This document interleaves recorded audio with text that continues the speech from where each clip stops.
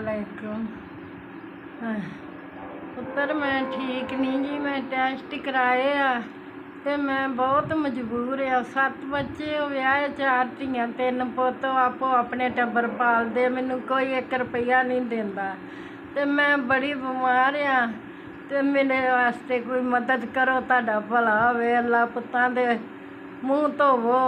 मैं बहुत दिली दुआवां तुहाडे वास्ते करदी हाँ। मैं ते अगे जिहड़ी मदद कीती, मैं करशीद बीबी बोलदी हाँ।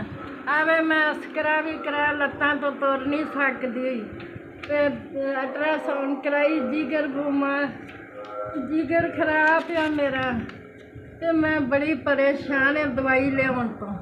अस्सलामुअलैकुम। पुत्तर तेरा भला होवे, मैनू 5000 रुपया पहुँच गया दवाई वास्ते। अल्लाह तुहानू खुशियां विखावे, अल्लाह तुहानू अरशां फरशां दे रंग लावे। मैं अज मस्कीन बड़ियां ही दुआवां करदी तुहाडे हक।